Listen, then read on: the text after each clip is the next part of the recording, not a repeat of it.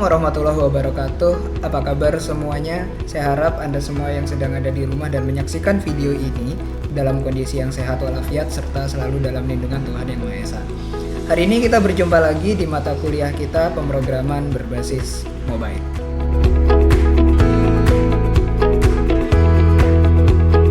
Hari ini di mata kuliah pemrograman berbasis mobile kita akan berkenalan dulu dengan salah satu bahasa pemrograman yang nantinya akan sering kita gunakan atau yang pasti kita gunakan selama belajar di mata kuliah ini, yaitu bahasa pemrograman Dart. Apa itu Dart? Mari kita bahas. Oke. Jadi dalam satu semester ke depan saat mengembangkan aplikasi berbasis mobile, kita akan menggunakan SDK dari Flutter.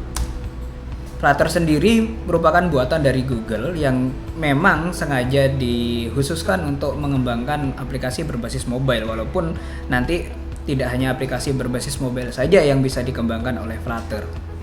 Nah, Flutter ini mengadaptasi bahasa pemrograman yang kita sebut sebagai Dart. Dari bahasa pemrograman ini nanti susunan kode program yang kita buat itu bisa menghasilkan aplikasi baik yang berbasis Android maupun yang berbasis iOS. Jadi satu bahasa pemrograman bisa digunakan untuk menghasilkan aplikasi dengan basis atau sistem operasi yang berbeda-beda. Oke. Nah, Dart sendiri seperti yang saya sebutkan tadi diproduksi oleh Google. Jadi Flutter dan Dart sama-sama diproduksi oleh Google. Mereka bisa kita sebut jadi satu paket. Flutternya adalah SDK, sementara Dartnya sendiri adalah bahasanya. Oke. Awalnya Dart ini dirancang oleh Lars Bak dan Casper Lund maksud saya, yang mulai diperkenalkan sejak 10 Oktober 2011. Nah, tetapi rilisnya sendiri, Dart ini rilis versi stabil pertamanya justru pada November 2013, ada rentang waktu 2 tahun. Oke. Seperti yang saya sebutkan tadi juga, bahasa ini tidak hanya khusus digunakan untuk pengembangan aplikasi mobile saja, tapi juga untuk aplikasi baik yang berbasis server, yang command line, dan juga bisa nanti untuk aplikasi berbasis web. Tapi di mata kuliah kita ini, kita fokus ke aplikasi yang berbasis mobile. Oke. Untuk lebih banyak tahu lagi tentang Dart, Anda bisa mengunjungi situs resminya, yaitu di dart.dev. Di situ lengkap sekali tutorial, dokumentasi, API reference terkait dengan bahasa ini. Oke. Selanjutnya kita bicara tentang kerangka program dari Dart sendiri. Pada dasarnya Dart itu merupakan bahasa yang mensupport object oriented programming. Jadi semua komponen yang ada di dalam Dart. Jadi kalau kita menulis kode program dalam bahasa Dart, sesungguhnya kita sedang bermain dengan objek-objek yang ada di sana. Kita membuat variabel bertipe integer. Nah, variabel itu dianggap sebagai objek dari kelas integer. Kita buat data dari string atau data dalam bentuk string. Sehingga kita sedang bermain objek dari kelas string seperti itu. Tetapi bahasa ini juga tetap mendukung top level function. Apa itu top level function? Itu fungsi yang dideklarasikan di luar kelas. Nah, Dart sendiri yang bersifat case sensitive ini, entry point dari programnya itu berada pada fungsi main. Jadi kalau kita ingin menjalankan sebuah statement, menjalankan sebuah prosedur yang kita tulis dalam bahasa Dart, kita harus membuat satu buah fungsi yang bernama main. Nanti program akan dijalankan dari fungsi itu, seperti yang ditunjukkan di sini. Oke, bisa Anda lihat untuk menjalankan print ini sendiri kita harus menuliskannya di dalam kode main. Nanti di dalam function main ini baru bisa kita rujuk fungsi-fungsi yang lain. Oke, kita bahas lebih lanjut nanti yang ini. Nah, oke, seperti pada bahasa pemrograman yang lain, bahasa pemrograman Dart ini juga memiliki beberapa tipe data. Tipe datanya mayoritas sama dengan yang ada di bahasa pemrograman yang lain. Kalau Anda sudah terbiasa dengan JavaScript, TypeScript, C++ atau C#, sebetulnya Anda hanya perlu mengubah kebiasaan aja ke bahasa Dart ini karena semuanya memiliki bentuk yang serupa. Nah, bisa dikatakan ada 4 kelompok tipe data besar di dalam bahasa Dart, yaitu tipe data bilangan seperti biasa untuk data-data berupa angka atau numerik, kemudian ada yang teks untuk huruf karakter atau string, lalu yang logika, true and false, dan juga nanti ada yang namanya tipe data koleksi. Oke. Kita lihat satu persatu. Untuk yang tipe data bilangan, secara umum bilangan itu kalau di dalam Dart di cover oleh kelas num atau objek-objek dari num. Num ini kemudian diturunkan lagi menjadi 2 tipe, yaitu integer atau yang ditulis int dan juga double. Jadi kalau num itu mencakup semua bilangan, baik itu bilangan bulat atau bilangan desimal. Sementara kalau integer hanya mencakup bilangan bulat dan double mencakup bilangan desimal atau bilangan real. Nah, contoh penggunaannya di dalam kode program seperti ini. Kita nanti akan mendeklarasikan variabel dan juga tipe datanya seperti ini. Jadi ditulis dulu tipe data, kemudian variabelnya. Setelah itu baru boleh di-assign nilai yang ingin ditulis di sini. Bisa Anda lihat, integer pasti dia akan mencakup bilangan bulat, sementara double pasti mencakup bilangan desimal atau real. Num, karena dia bentuknya yang paling umum, maka dia bisa bilangan bulat dan juga bisa bilangan real atau desimal tadi. Oke.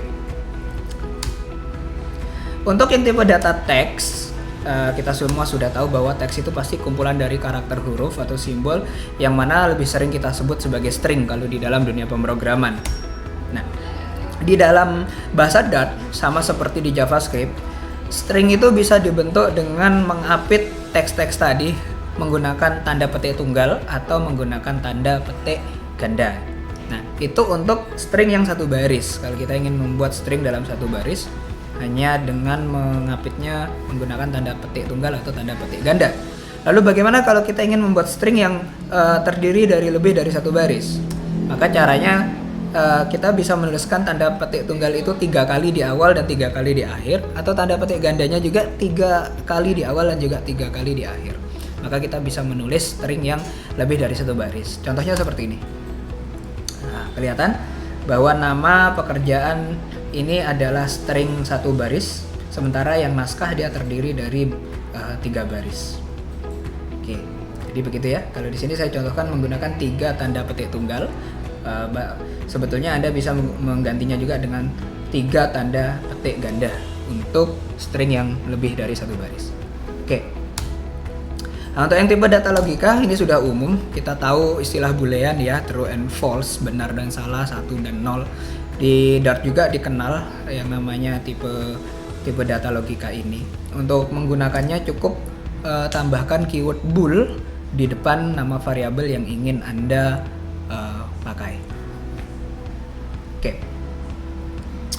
Kemudian untuk tipe data koleksi ini yang mungkin perlu Anda perdalami karena sedikit berbeda dengan di bahasa pemrograman yang lain.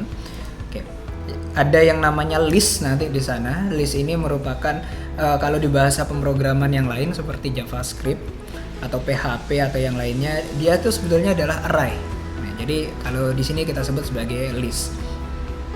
Lalu nanti ada juga mirip dengan list tapi namanya map.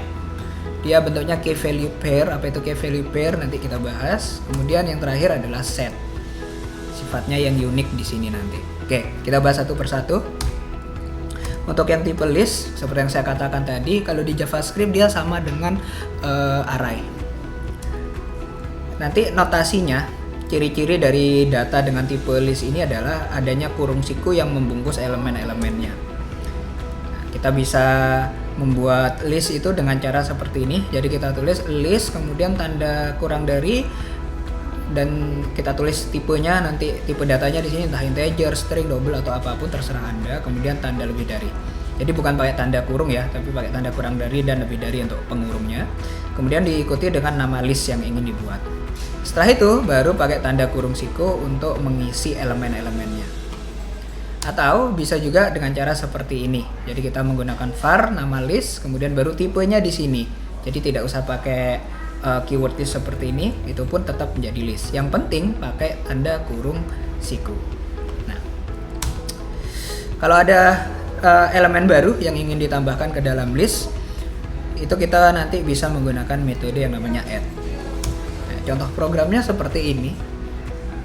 Ya.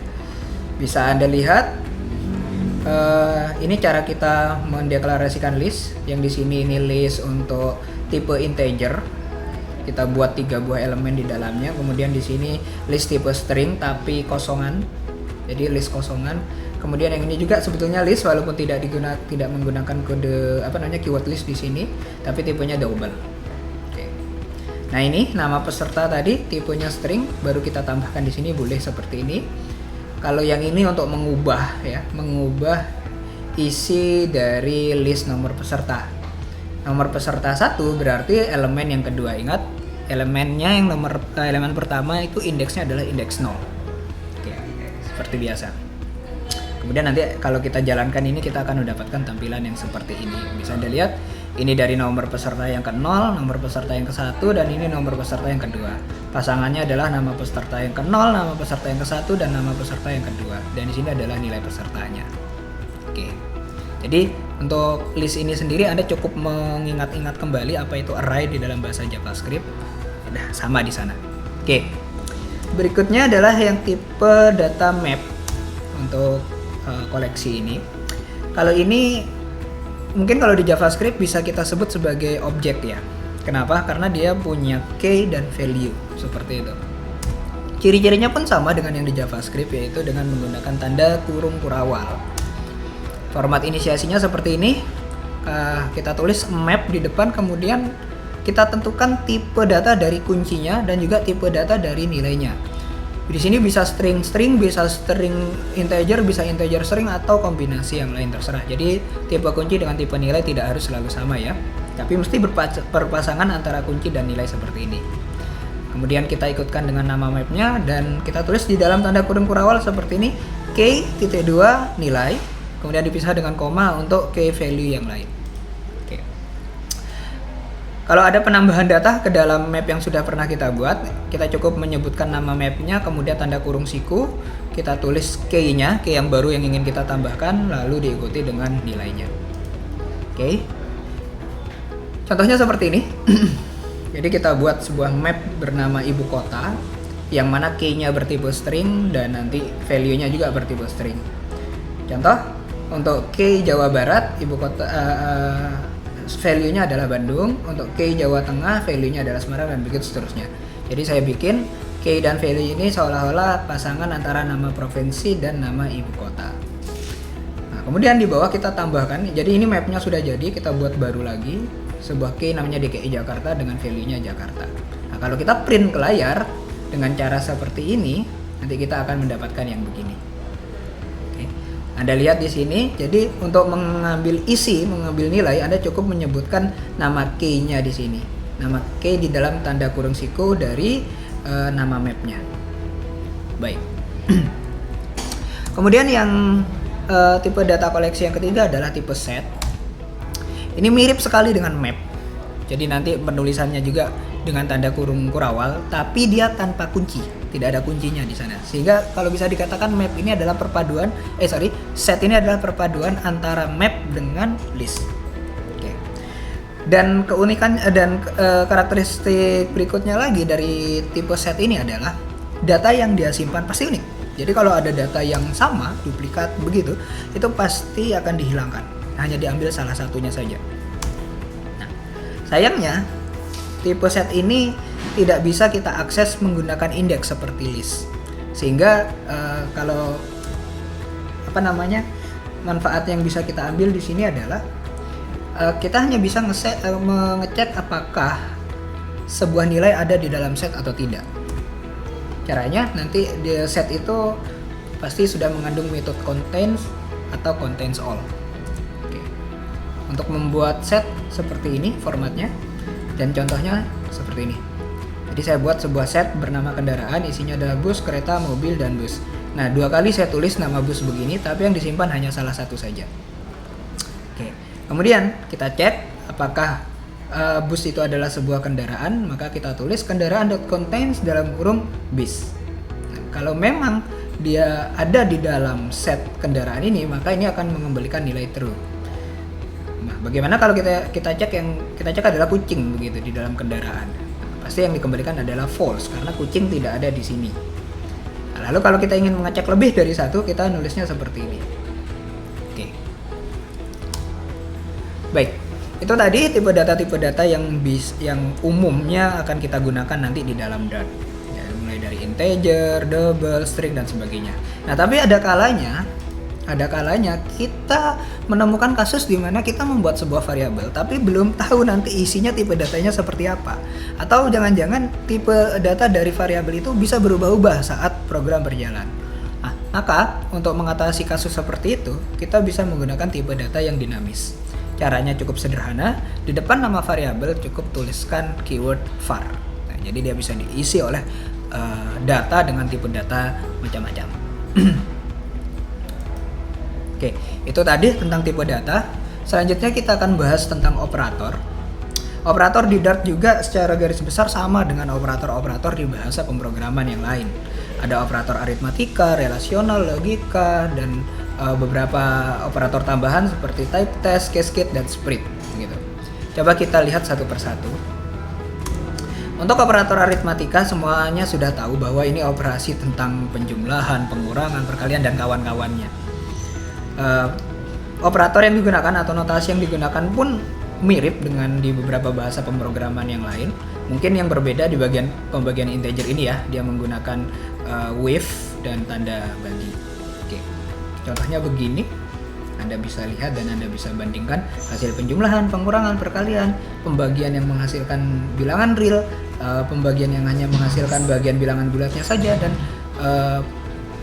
sisa bagi atau modulo. Oke. Kemudian yang operator relasional juga sama dengan di bahasa pemrograman yang lain. Ada yang sama dengan, tidak sama dengan, lebih besar dari, kurang dari, dan seterusnya.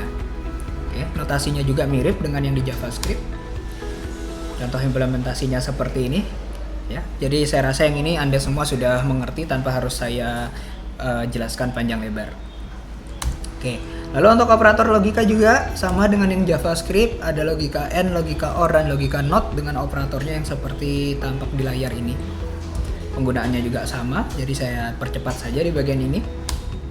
Lalu ini yang berbeda, yang mungkin tidak ada di bahasa pemrograman yang lain atau ada tapi dalam bentuk yang lain ya. Jadi operator type test. Ini adalah operator yang digunakan untuk menguji tipe dari sebuah variabel. Ada 3 operator di sana, yaitu operator is, kemudian is not itu ditulis dalam tanda centang ya, is kemudian tanda centang, tanda seru maksud saya, kemudian ada s. Nah, is itu sendiri merupakan operator yang berfungsi untuk memeriksa apakah suatu variabel itu merupakan objek dari kelas tertentu atau bukan. Baik itu dalam bentuk turunan langsung atau tidak. Sementara is not, karena dia pakai not, jadi dia lawan dari is itu sendiri. Sementara untuk yang s itu adalah typecasting untuk mengubah tipe data dari suatu variabel. Contoh, kita punya variabel integer, kita ubah menjadi double, atau kita punya integer, kita ubah menjadi string. Oke, contohnya seperti ini. Saya punya sebuah variabel x, tipenya numerik ya. Saya tanya di sini apakah bila x adalah bilangan integer, maka saya menggunakan perintah x is int. Nah, int ini nama kelas atau nama tipe datanya tadi ya. Hasilnya adalah true. Kenapa true? Nah, karena integer integer itu merupakan turunan dari kelas numerik. Jadi numerik itu ya integer, numerik itu ya double begitu ya. Tapi kalau double belum tentu integer. Oke. Lalu apakah x adalah sebuah string? Saya dicoba dengan x is string, hasilnya adalah false. Kenapa false? Karena memang x itu tipenya numerik, dan numerik bukanlah turunan dari string. Atau string bukan juga turunan dari numerik, jadi tidak ada kaitannya sehingga nilainya false. Nah, lalu contoh yang s ada seperti ini. Anda lihat x tadi nilainya tipenya adalah num gitu. Sementara kita ingin menguji apakah nilai x-nya ada bilangan genap atau bilangan ganjil. Untuk menguji itu kita butuh mengubah nilai x tadi menjadi integer, maka diubah menggunakan perintah as seperti ini. Oke, hasilnya nanti akan Anda lihat seperti ini. Oke. Nah, yang berikutnya conditional expression, operator conditional expression. Ini di beberapa bahasa pemrograman juga ada. Jadi menggunakan tanda tanya dan tanda titik dua seperti ini. Contohnya statement max sama dengan A lebih besar dari B, tanda tanya, kemudian A titik 2B. Ini artinya kalau nilai max ini akan bernilai A yang ada di sini itu jika ini benar. Kapan ini benar? Berarti jika A lebih besar dari B. Nah, tapi kalau ini salah, artinya nilai A itu tidak lebih besar dari B, maka nilai max-nya akan diambil adalah B. Begitu. Lalu conditional expression yang kedua adalah dengan menggunakan dua buah tanda tanya. Model penulisannya seperti ini. Nah, ini artinya apa? Nah, dia akan memeriksa nilai nul di variabel yang pertama ini, di variabel A. Jadi begini, nilai C itu akan sama dengan A kalau A-nya tidak nul. Ya, nul, bukan nol ya, nul. Nah, tapi kalau A-nya nul, maka nilai C ini akan diisi dengan nilai dari B. Begitu. Contoh penggunaannya ada di sini. Bisa kita lihat hasil dari maksimum 1 dan maksimum 2. Semuanya akan menguji apakah nilai A lebih besar dari B, apakah nilai A lebih besar dari C, mana yang lebih besar itu yang akan diambil di sini. Nah, untuk nilai variabel baru yang bisa Anda lihat di sini, baru ini diminta untuk diisi dengan nilai D. Tapi karena nilai D itu 0, tidak kita set nilainya, maka yang diambilkan adalah nilai C. Bisa Anda lihat baru nilainya adalah 3, sama dengan nilai C. Begitu. Nah, lalu operator cascade ini hanya ada di Dart ya. Operator cascade ini sendiri bentuk penulisannya adalah ada dua buah tanda titik yang ditulis berdampingan begitu. Bukan titik dua tapi dua buah titik. Oke. Fungsinya untuk menjalankan beberapa operasi pada objek yang sama dan secara berurutan. Jadi ini baru akan kita pakai nanti kalau kita sudah bicara OOP di dalam Dart. Sementara ini yang penting Anda kenal dulu nama operatornya, yaitu operator cascade. Contohnya begini, saya punya function atau method query selector yang mana dia mengembalikan sebuah objek, begitu. Nah, saya ingin mengakses teks dari objek ini, maka saya tulis di bawahnya titik teks. Saya juga ingin mengakses metode classes.add di dalam objek ini tadi. Saya langsung tulis saja titik classes.add. Begitu juga seterusnya. Nah, model yang menggunakan cascade ini padanannya atau sama dengan yang seperti ini. Jadi daripada harus menuliskan objek button ini berulang kali, nah sebaiknya kita tulis seperti ini. Jadi hanya untuk penyederhanaan saja. Baik. Berikutnya adalah operator split. Operator split ini ditulis dengan notasi 3 buah titik secara berurutan. Dan khusus digunakan pada tipe data koleksi, yaitu list dan map tadi. Maknanya dari operator split adalah semua elemen. Seperti apa? Baik, kita lihat begini. Saya punya list bernama angka, isinya adalah bilangan 1, 2, 3, 4, dan 5. Jadi hanya ada 5 elemen di sini. Kemudian saya buat list baru bernama cacah. Saya ingin elemen pertamanya adalah bilangan 0, kemudian elemen terakhirnya, elemen kebelakangnya itu sama dengan elemen dari list angka tadi. Nah, saya ingin memasukkan semua atau kelima elemen dari angka ini ke sini. Cukup saya tuliskan dengan operator split, tanda 3 titik begini, kemudian nama dari list angka tadi.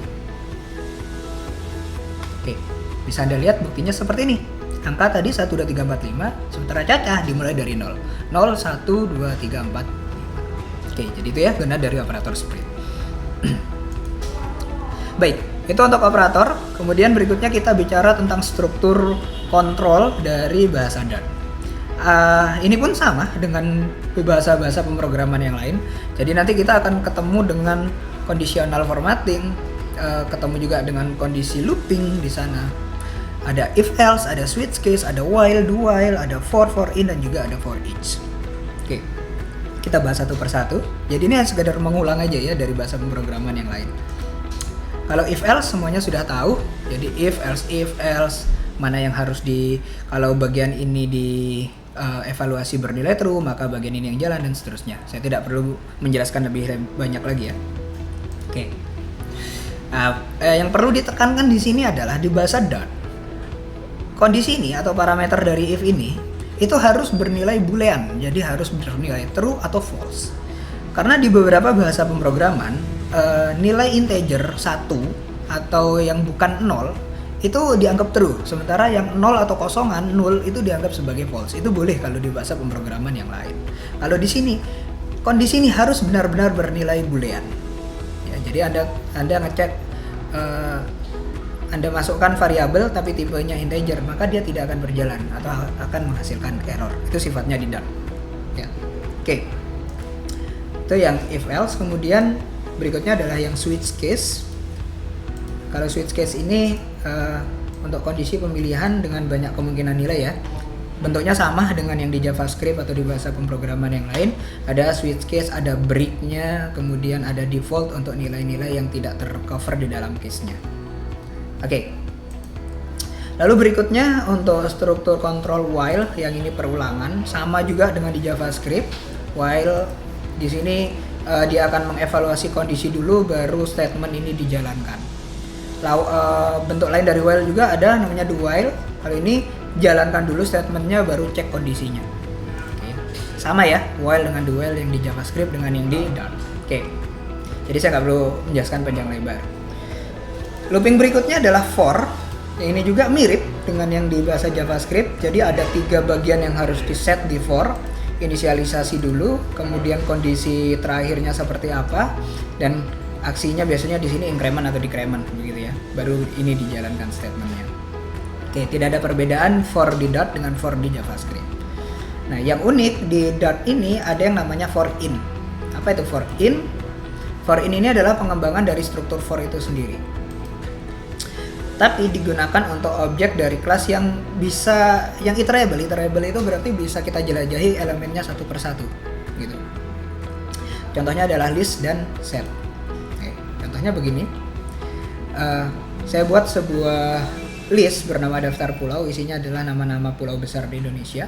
Kemudian saya ingin menampilkan nama-nama pulau ini satu persatu ke layar. Maka yang perlu saya lakukan adalah saya membuat for dalam kurung, saya tulis variabel baru bernama pulau, tipenya string, in daftar pulau. Nah, jadi variabel pulau ini nanti akan menyimpan, setiap looping menyimpan satu elemen dari list atau ya dari list daftar pulau ini. Maka hasilnya seperti ini. Iterasi pertama pulau itu isinya Jawa, iterasi kedua pulau itu isinya Kalimantan, dan begitu seterusnya. Jadi dia seolah-olah membredel atau membedah satu persatu elemen yang ada di dalam list ini. Gitu. Oke, itu yang mungkin membedakan Dart dengan bahasa pemrograman yang lain. Lalu selain for in juga ada yang namanya for each. Nah, for each juga di beberapa bahasa pemrograman muncul. Ini sama juga pengembangan dari struktur for, dan bisa digunakan kalau di Dart itu untuk di list, map, dan juga set. Contohnya begini. Jadi saya buat daftar pulau tapi sekarang map ya, bukan list. Ada kodenya dan juga ada nama pulaunya. Nah, saya ingin menampilkan kode sekaligus namanya seperti ini. Nah, bagaimana caranya? Saya pakai for each. Tapi for each ini bukan struktur biasa, dia itu sebetulnya adalah metode ya. Metode dari kelas list, map maupun set. Kelas-kelas yang sifatnya iterable itu sudah pasti punya for each. Nah, bagaimana cara mengeksekusinya? Saya cukup membuat sebuah callback function. Apa itu callback function?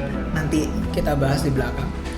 Callback function yang menerima 2 parameter, yaitu kode dan nama kalau dalam hal ini. Ini boleh diubah namanya ya.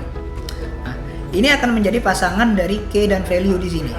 Jadi parameter pertama dia merujuk ke key dan parameter kedua merujuk ke value. Nanti hasilnya Anda akan mendapatkan yang seperti ini. Oke, begitu. Berikutnya itu tadi tentang struktur kontrol, kemudian kita bahas sekarang bagaimana cara membuat fungsi atau mengimplementasikan fungsi di dalam Dart. Oke. Sekali lagi, fungsi di dalam Dart juga sama dengan di bahasa pemrograman yang lain. Nanti caranya kita akan menulis dulu tipe balikannya di depan nama fungsi yang kita buat, atau kalau dia tidak ada tipe balikan, kita tulis void atau kita kosongkan juga boleh, gitu ya. Fungsi di Dart juga sama seperti di bahasa yang lain, dia bisa menerima parameter, bisa juga tidak. Bentuk umumnya seperti ini ya. Jadi nanti di sini kita tulis tipe balikannya. Apakah fungsi ini mengembalikan tipe integer, maka di sini ditulis int. Kalau mengembalikan string, di sini ditulis string. Kalau tidak mengembalikan apapun, di sini ditulis void atau dikosongkan saja. Lalu di sini parameternya bisa ada banyak, boleh 1, 2, 3, tidak ada parameternya juga boleh. Begitu ya. Oke.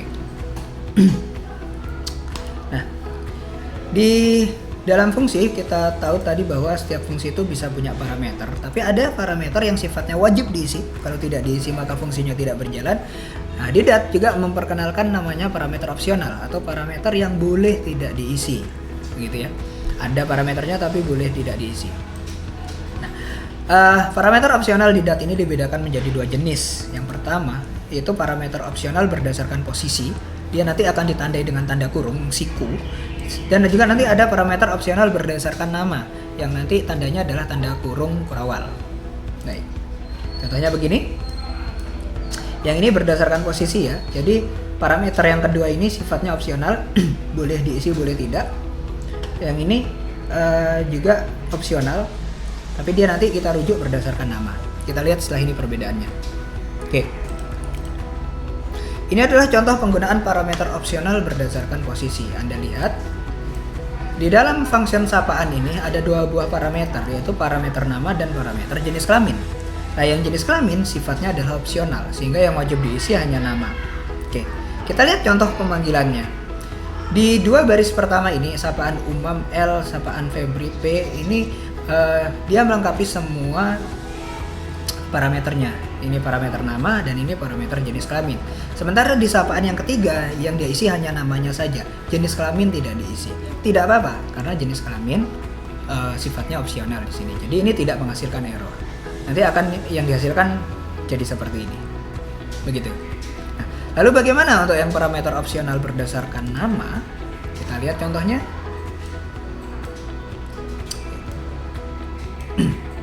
Bisa Anda lihat di sini sapaan di sini saya modifikasi menjadi menerima 3 buah parameter. Nama tetap wajib, jenis kelamin ini opsional dan usia ini juga opsional. Tapi saya gunakan tanda kurung kurawal di sini. Berarti dia nanti akan dirujuk berdasarkan nama.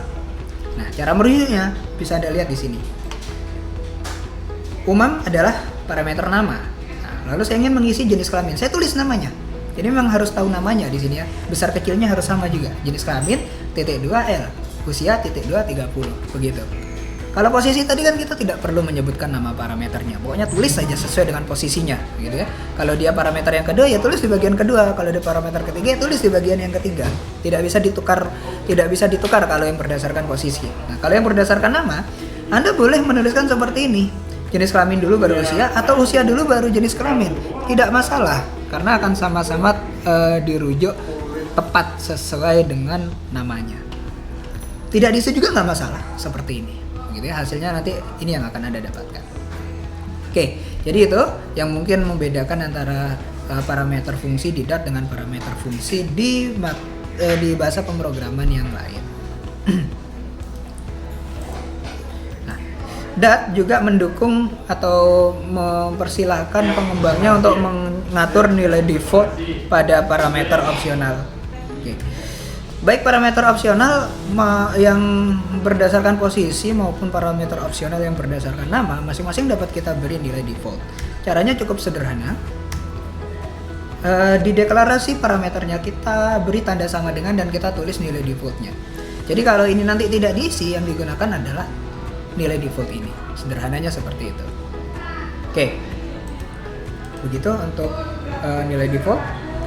Kemudian shorthand function di Dart juga didukung sama seperti di JavaScript ya.